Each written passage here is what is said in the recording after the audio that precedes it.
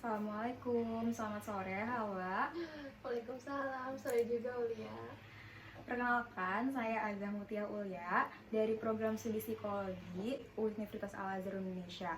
Saya mendapatkan info bahwa Anda merupakan mahasiswa jurusan kedokteran hewan, apakah benar? Ya. Maka dari itu, saya ingin mewawancarai Anda terkait kepuasan belajar selama berkuliah di jurusan kedokteran hewan. Apakah Anda bersedia? Saya bersedia. Oh ya, sekarang berarti Halwa ini lagi semester berapa nih? Aku lagi liburan untuk naik, insya Allah bulan ini udah mulai semester 8. Oh, berarti udah semester akhir ya? Iya. Sekarang kesibukannya lagi ada apa aja nih di akhir-akhir semester? Kalau kemarin tuh masih padat ya untuk praktikum kuliah. Kalau untuk semester depan tuh mungkin lebih difokusin untuk tugas akhir ya. Cuman aku masih ada mata kuliah yang emang aku harus ambil lagi. Itu masih ada praktikumnya, kebetulan cuma satu.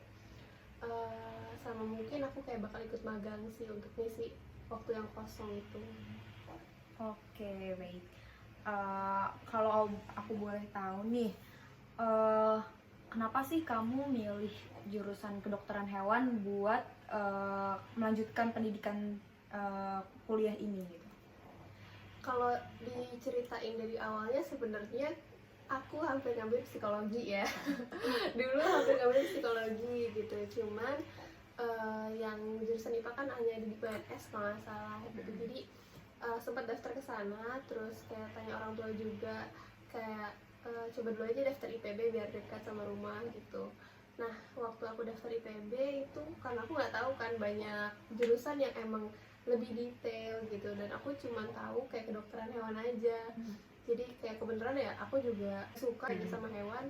Aku coba daftar ke situ, ternyata terima di situ. Alhamdulillah ya.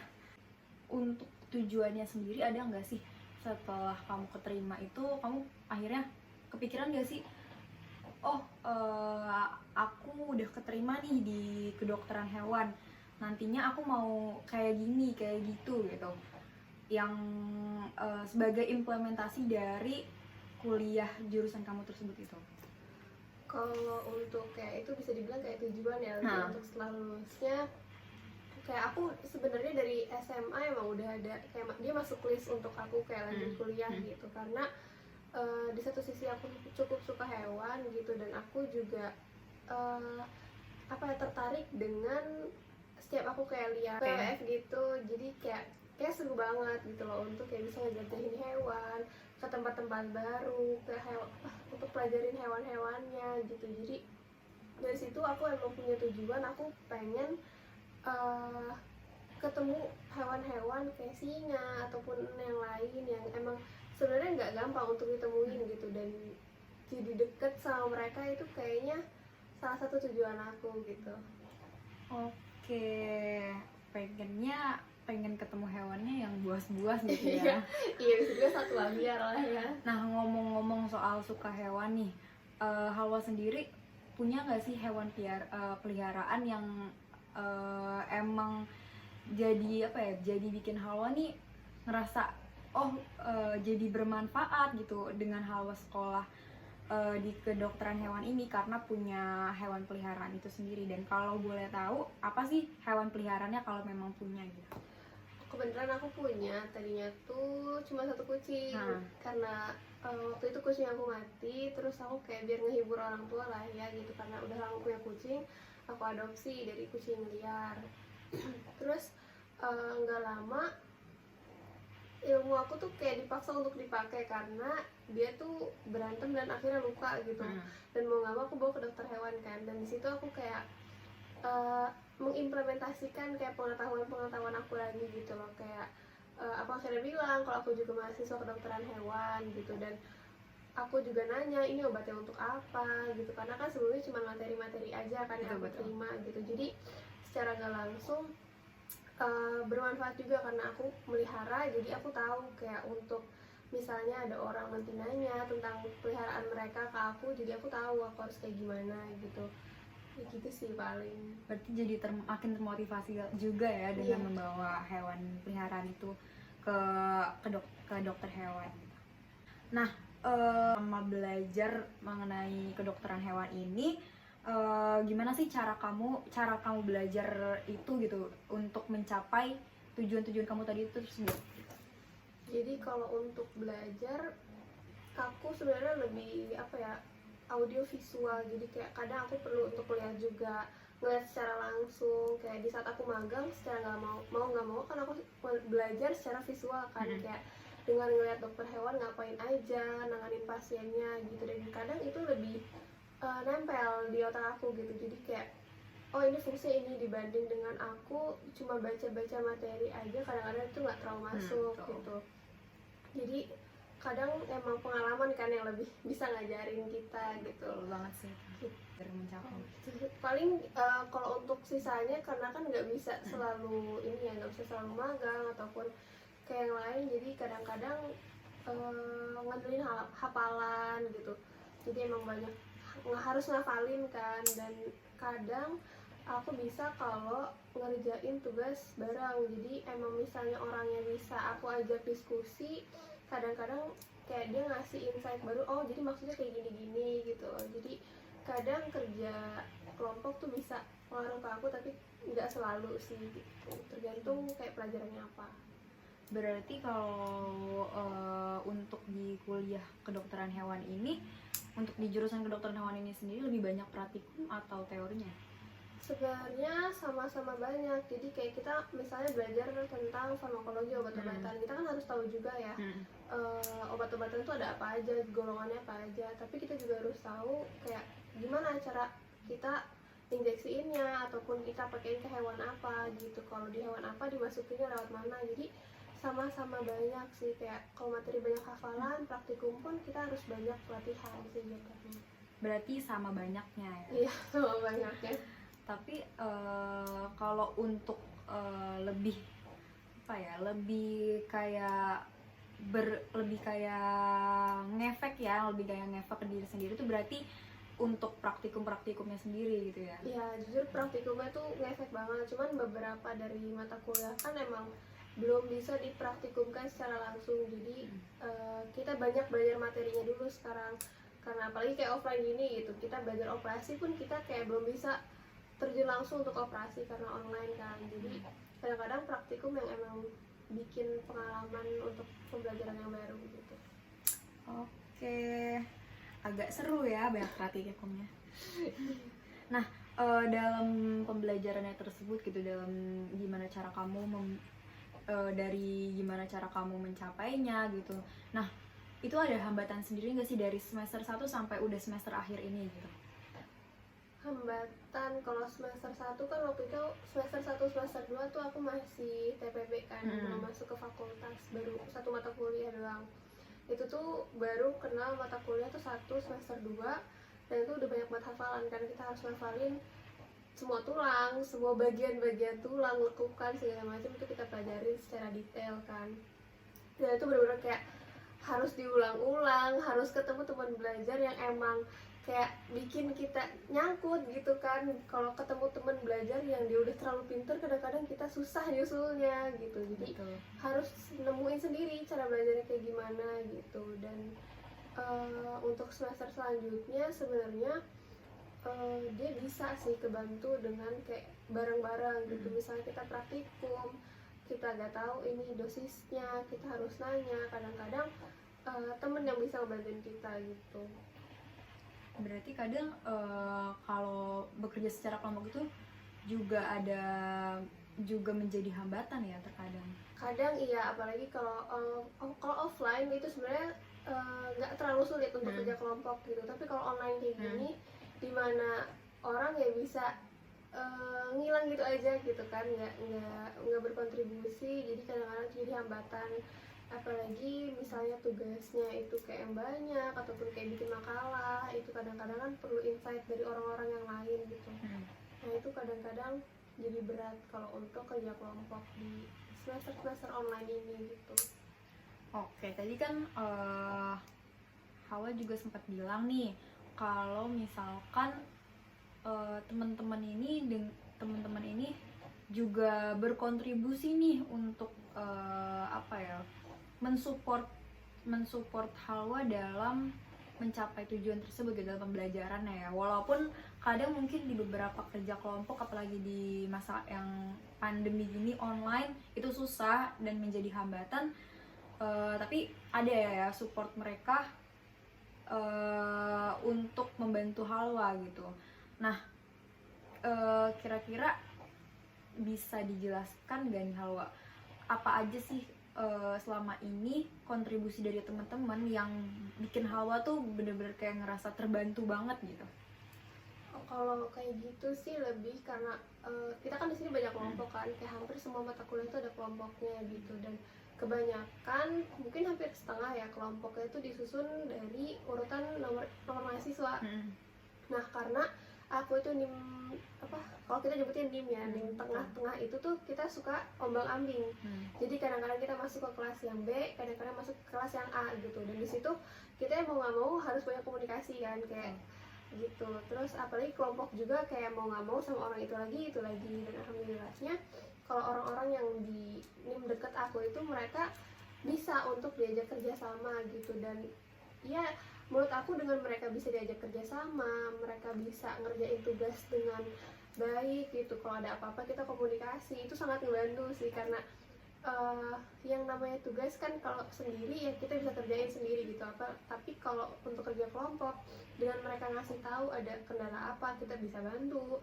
Jadi kita nggak perlu ngerasa khawatir gitu, kita nggak perlu ngerasa aduh dia bakal ngerjain nggak ya gitu, kita nggak perlu susah payah untuk menghubungin orang itu gitu. Dan menurut aku itu udah sangat membantu, apalagi kalau emang kita deket sama temen-temen yang sekelompok ini kan nggak segan untuk kita cerita kan jadinya. Dan di situ aku ngerasa terbantu sih kayak ngelewatin semester ini gitu.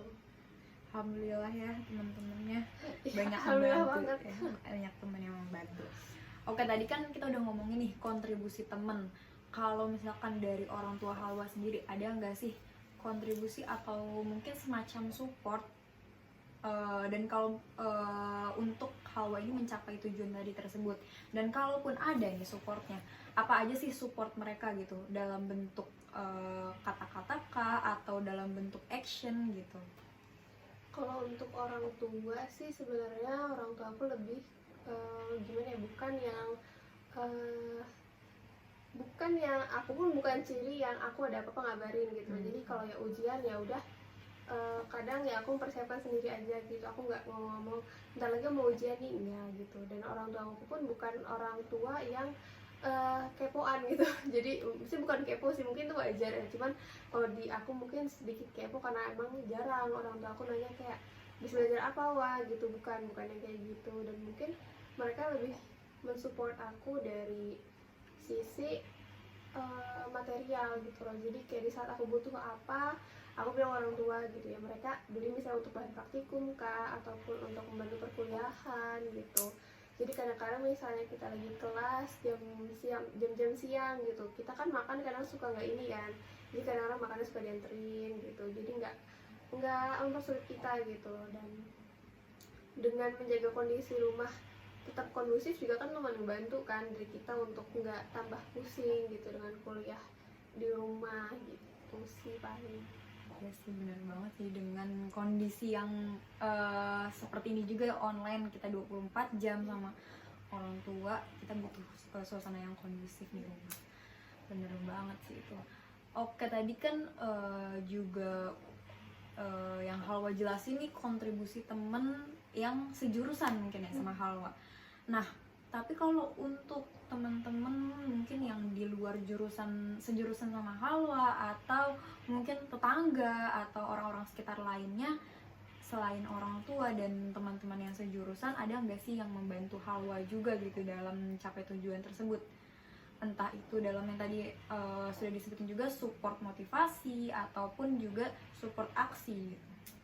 Kalau untuk tetangga sih terutama ya, karena aku kebenaran punya tetangga 2 orang itu emang seumuran, cuman aku emang lebih cenderung lebih dekat sama salah satunya gitu, karena dia satu fakultas sama aku, jadi sama-sama kedokteran hewan juga, sama-sama seangkatan juga Di fakultas yang maksudnya di IPB juga. juga.